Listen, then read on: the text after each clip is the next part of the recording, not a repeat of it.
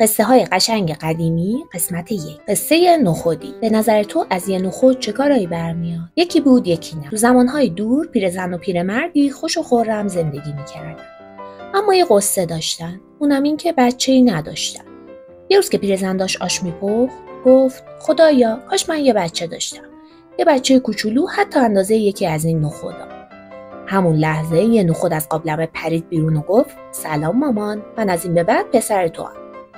پیرزن هاج و واج مونده بود که نخودی گفت آش میپزی؟ بده آش ببرم برای بابا دم مغازش. پیرزن خندید و گفت توی کوچولو که نمیتونی. نخودی گفت ای بابا مامان خانوم، من خودم کوچولوام اما دلم بزرگه. پس کاسه آشو گذاشت رو سرش و برد در مغازه باباش. بابا گفت تو کی؟ نخودی گفت پسرت دیگه. بابا گفت آخ پسرم، چقدر من دلم یه بچه میخواست. بعد از این همه سختی که کشیدم حقم بود که یه بچه‌ای داشته باشم. نخودی گفت سختی چرا؟ بابا گفت تو نخودی، خبر نداری که ما چه حاکم ظالمی داریم؟ ماموراش میان جنسای منو میبرن و پولمو نمیدن.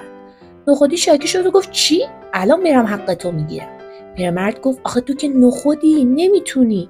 نخودی گفت خودم قد نخودم اما دلم بزرگه. نخودی راه افتاد به سمت کاخ حاکم. تو راه شیر رو دید. شیر گفت میری به جنگ ظالم؟ منم باهات میام. نخودی اونو برداشت و گذاشت توی دلش. جلوتر روباه دید. روباه گفت نخودی داری میری به جنگ ظالم؟ منم باهات میام. نخودی اونو هم گرفت و گذاشت توی دلش. رفت جلوتر آتیش رو دید. آتیش گفت میری به جنگ ظالم؟ منم باهات میام. نخودی آتیشو هم گذاشت تو دلش و یکم رفت جلوتر.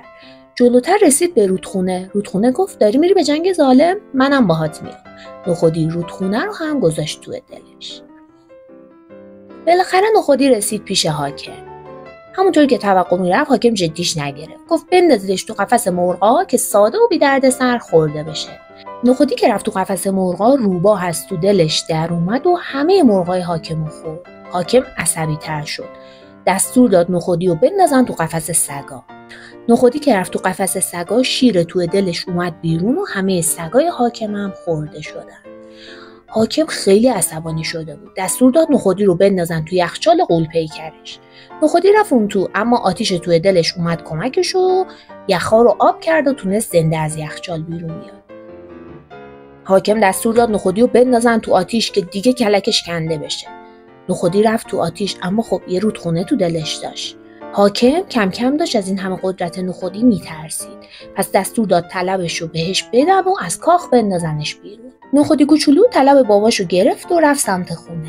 مامان بابا نگران نخودی جلوی در خونه منتظرش بودن که نخودی رو دیدن. نخودی گفت اینم طلب بابا جونم. گفت بهتون که گفتم قد مهم نیست، اونی که مهمه دله. قصه نخودی رو دوست داشتی؟